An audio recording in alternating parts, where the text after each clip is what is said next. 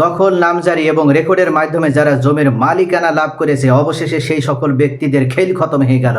এবার নতুন যে বিডিএস রেকর্ড বা বাংলাদেশ ডিজিটাল সার্ভে আসতে যাচ্ছে, এই ডিজিটাল সার্ভেতে সিএস রেকর্ডের কোনো মালিকের যদি একটি মাত্র কোনো ডকুমেন্টস থাকে, তাহলে সেই ব্যক্তি নতুন এই রেকর্ডে জমির মালিকানা পেতে যাচ্ছে।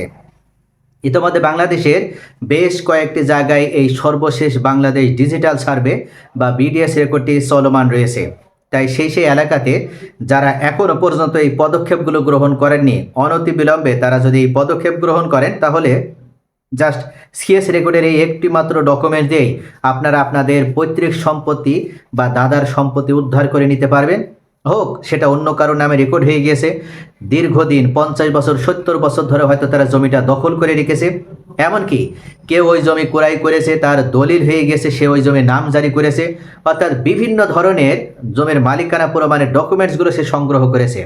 তারপরে মনে রাখবেন, আপনি যদি এই একটি মাত্র ডকুমেন্টস আপনি এখন অ্যারেঞ্জ করতে পারেন, খুঁজে বের করতে পারেন, তাহলে এই ডকুমেন্টস দিয়েই আপনি আপনার জমির মালিকানা উদ্ধার করে নিতে পারবেন।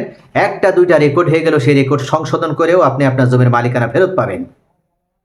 তো প্রিয় দর্শক, মনে রাখবেন ভিডিওটি অত্যন্ত গুরুত্বপূর্ণ, তাই কোথাও স্কিপ না করে মনোযোগ সহকারে দেখবেন। সিএস রেকর্ডটিকে কিন্তু বাংলাদেশের জমির মালিকানার প্রধান ভিত্তি হিসেবে ধরা হয়। অনেকেই আমরা মনে করি যে হয়তো সিএস রেকর্ডটাকে কেন আমরা মালিকানার ভিত্তি হিসেবে ধরব।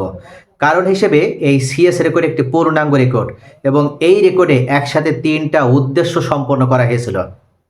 ব্রিটিশ সরকার, তৎকালীন ব্রিটিশ আমল, ওনারা যখন চিরস্থায়ী বন্দোবস্ত প্রবর্তন করেন 1793 সালে, সেই সময় জমির মালিকানা প্রদান করেন জমিদারদেরকে। আর এই জমিদাররা তো আর করবে না, চাষাবাদ করবে না, তাই ভোগ দখলের দায়িত্ব প্রদান করা হয় রায়তদেরকে। তবে রায়ত দ্বারা কে কতটুকু জমির মালিকানা পাবে, এটা সম্পূর্ণ নির্ভর করবে জমিদারের উপরে। জমিদারের সাথে রায়তদের ভিতরে কবিলিয়ত এবং পাট্টা দলিলের মাধ্যমে জমি যে লেনদেন হবে, সেটার আলোকেই মূলত এই সিএস রেকর্ডটি হয়েছিল। ভূমি মালিকরা তারা যখন দলিল প্রদান করবে জমিদারের কাছে, তখন জমিদার যদি গ্রহণ করে সেটা হবে কবুলিয়ত, আর জমিদার উক্ত রায়তকে জমির মালিকানার প্রমাণ হিসেবে যে দলিলটি দেবে সেটা হচ্ছে পাট্টা দলিল। তো এইভাবে মূলত এই মালিকানার একটা স্থায়ী ফাউন্ডেশন মূলত তৈরি করা হয়েছিল সিএস রেকর্ডের সময়। এছাড়া সিএস রেকর্ডে মূলত প্রত্যেকটা ভূমি মালিকরা কে কতটুকু জমি দখল করে রাখছে সেটার আলোকে ম্যাপও প্রস্তুত করা হয়, অর্থাৎ নকশা প্রস্তুত করা হয়। বাংলাদেশের ইতিহাসে এখন পর্যন্ত যতগুলো রেকর্ড হয়েছে, কোনো রেকর্ডে কিন্তু পূর্ণাঙ্গ ম্যাপ করা হয়নি। প্রত্যেকটা রেকর্ডেই ওই সিএস রেকর্ডের ম্যাপের আদলে সংশোধন হয়েছে, পরিমার্জিত হয়েছে, পরিবর্ধন হয়েছে। কিন্তু নতুন করে মাঠে উপস্থিত হয়ে, সরেজমিনে উপস্থিত হয়ে, একেবারে খিত্তা পোলাটে উপস্থিত হয়ে, দাগে দাগে উপস্থিত হয়ে জমি জরিপ কিন্তু এই সিএস রেকর্ড ছাড়া আর অন্য কোনো রেকর্ডে হয়নি।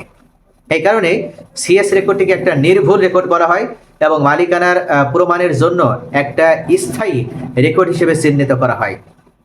এই রেকর্ডেও কিন্তু পরবর্তী সময় দেখা যায় যারা ভূমির মালিকানা লাভ করেছিল সেই সকল ব্যক্তিরা হয়তো মারা গিয়েছে, বা তাদের পরবর্তী ওয়ারিশ হিসেবে যাদের মালিকানা পাওয়ার কথা, বা উনি দেখা যাচ্ছে জমি যার কাছে বিক্রয় করে দিয়েছে, যাদের মালিকানার প্রমাণ হিসেবে হয়তো দলিল আছে বা দলিলটা করা জোটেনি, সেই সকল ব্যক্তিরা এস রেকর্ডে মালিকানা পায়নি।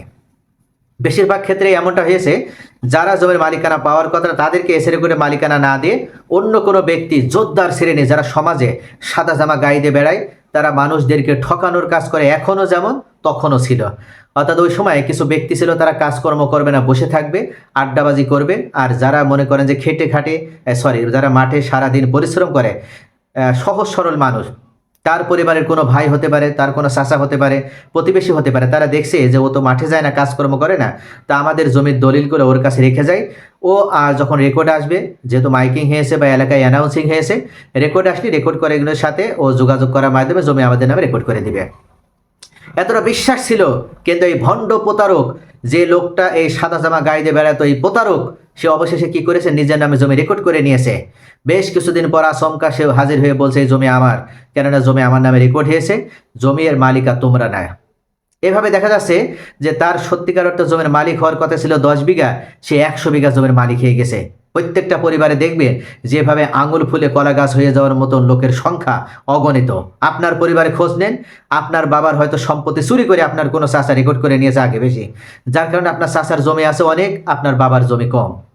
এই এসএ রেকর্ড থেকেই এটা শুরু হয়েছিল, পরবর্তীতে আরএস রেকর্ডে সেটা সংশোধন হয়নি, আর বর্তমানে এই সর্বশেষ বিডিএস রেকর্ড এসেছে, বাংলাদেশ ডিজিটাল সার্ভে এসেছে। এখন আপনি দেখছেন যে আপনার পিতা বা আপনার দাদা জমির মালিক ছিল, সেই জমি আপনি উদ্ধার করে নেবেন। আপনি সচেতন, আপনি বুঝতে পারছেন যে বাংলাদেশ ডিজিটাল সার্ভেতে সরকার সুযোগ দিয়েছে ভূমি অপরাধ প্রতিরোধ এবং প্রতিকার আইনের মালকে এবার সঠিক অর্থে সত্যিকার অর্থে জমির প্রকৃত মালিকানা যাদের আছে তারাই শুধুমাত্র জমির মালিকানা পাবে। ভুয়া ভাবে যারা রেকর্ড করে নেওয়ার মাধ্যমে জমি এতদিন ভোগ দখল করে রেখেছে তাদের এখন দিন ফুরিয়ে এসেছে, ওই জমির মালিকানা তাদেরকে ছেড়ে দিতে হবে। তো এইভাবে আপনারা যদি এই বিষয়টি যদি উপলব্ধি করতে পারেন, রিয়ালাইজ করতে পারেন, তাহলে অবশ্যই আপনাদের অন্তত একটি ডকুমেন্টস আপনাদের খুঁজতে হবে।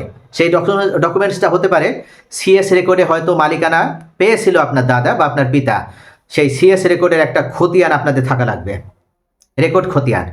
মনে রাখবেন, আপনি যে রেকর্ড খতিয়ানটি নিয়ে এখন এই মুহূর্তে ডিজিটাল রেকর্ডে মালিক হতে চাচ্ছেন, আপনাকে কিন্তু বড় চ্যালেঞ্জের মুখোমুখি হতে হবে। কারণ ওই জমি কিন্তু একাধিক ব্যক্তির কাছে হয়তো হাত বদল হয়ে গেছে বা বড় কোনো গোষ্ঠীর হাতে চলে গেছে ওই জমি। এখন আপনি যদি তাদের বিরুদ্ধে স্টেপ গ্রহণ করে ওই জমির মালিকানা উদ্ধার করার জন্য পদক্ষেপ নেন, তাহলে কিন্তু অবশ্যই আপনার সঠিকভাবে অকাট্য আপনার প্রমাণ থাকতে হবে, এবং যারা এই মুহূর্তে ভোগ দখলে আছে তারা অবৈধ, এটা আপনাকে প্রমাণ করতে হবে। এটা কিন্তু রেকর্ড কারিগর প্রমাণ করবে না, এটা আপনাকে প্রমাণ করতে হবে বিজ্ঞ আদালতে মামলা করার মাধ্যমে। আপনাকে সংশোধনে মামলা দায়ের করতে হবে, আপনাকে ঘোষণামূলক মামলা করতে হবে, অর্থাৎ এই মামলাগুলো দায়ের করতে পারলেই আপনি আপনার জমি উদ্ধার করে নিতে পারবেন। আপনার ম্যাপে জমি রেকর্ডে জমি ভুল হয়ে গেছে, সেই রেকর্ড সংশোধনের জন্য আপনাকে অবশ্যই ম্যাপ কারেকশনে মামলা দিতে হবে, রেকর্ড সংশোধন করতে হবে, খতিয়ান সংশোধনে মামলা দিতে হবে। তাহলে এই রেকর্ড সংশোধনে মামলা দায়ের করার মাধ্যমে আপনার রেকর্ড সংশোধন হয়ে আসবে। একইভাবে আপনার এই ঘোষণামূলক মামলা দায়ের করার মাধ্যমে আপনার জমি একেবারে সরকার নিজ দায়িত্বে সরেজমিনে উপস্থিতি আপনাকে জমির দখল বুঝিয়ে দিবে। তবে আরেকটি বিষয়, আপনি খতিয়ান হয়তো খুঁজে পাচ্ছেন না বা খতিয়ান আপনার নেই, তাহলে আপনার দলিল থাকা লাগবে। ওই সময় আপনারা মালিক ছিলেন, জমিদারদের কাছ থেকে মালিকানা পেয়েছিলেন, অথবা সিএস রেকর্ডের মালিকের কাছ থেকে জমি ক্রয় করেছিলেন, সেই দলিল আপনাদের থাকা লাগবে। এবং এইগুলো যদি না থাকে তাহলে ওই সময় আপনার পূর্বপুরুষ খাজনা প্রদান করেছিল, এসএ রেকর্ডের পূর্বে খাজনা দিয়েছিলেন, সেই এসএ রেকর্ডের খাজনা প্রদানের কোনো দাখিলা আপনাদের থাকা লাগবে। যদি এই ডকুমেন্টসগুলোর কোনো একটি ডকুমেন্টস যদি আপনারা সংগ্রহ করতে পারেন, তাহলে মনে রাখবেন এখন চ্যালেঞ্জ গ্রহণ করার সময়। আপনারা বিজ্ঞ আদালতে শরণাপন্ন হন এবং আপনার নিকটস্থ ভালো একজন অভিজ্ঞ অর্থাৎ দক্ষ একজন আইনজীবীর সাথে পরামর্শ করেন যে আমাদের মালিকানার এই লিগাল ডকুমেন্টসগুলো আছে, এখন আমরা কি করতে পারি। ওনারা সঠিক প্রসেস বলে দেবে। কিন্তু একটি বিষয় আপনাদের মনে রাখতে হবে, আপনার পূর্বপুরুষ যদি জমি বিক্রয় করে দিয়ে যায়, আর যারা জমিটা এখন দখলে রেখেছে তাদের যদি সত্যিকার অর্থে মালিকানা প্রমাণের একটা বৈধ ডকুমেন্টস হিসেবে যদি দলিল থাকে, বা সেটা যদি তারা রেকর্ড করেছে, সেই রেকর্ড খতিয়ানটাও তাদের যদি সঠিক হয়, অর্থাৎ সঠিকভাবে তারা মালিকানা পেয়েছে, এক কথায় তারা যদি মালিকানা সঠিক একটা প্রমাণ উপস্থাপন করতে পারে, সিএস রেকর্ডের মালিকের কাছ থেকে তারা ক্রয় সূত্রে হয় মালিকানা পেয়েছে, অথবা উত্তরাধিকার সূত্রে রেকর্ড সূত্রে মালিকানা পেয়েছে, অথবা দখল সত্ত্বে তারা অ্যাডভান্স পজিশনের ভিত্তিতে জমির মালিকানা পেয়েছে, এ ধরনের কোনো একটা প্রমাণ যদি তারা অ্যারেঞ্জ করতে পারে, তাহলে আপনার মামলা কিন্তু খারিজ হয়ে যাবে। তাই অবশ্যই মামলা করার পূর্বে এই ডকুমেন্টসগুলো আগে অ্যারেঞ্জ করেন, তারপর অ্যাডভোকেটের সাথে যোগাযোগ করে প্রয়োজনে তাদের মালিকানার সকল ডকুমেন্টসগুলো উত্তোলন করার মাধ্যমে যাচাই করে দেখেন।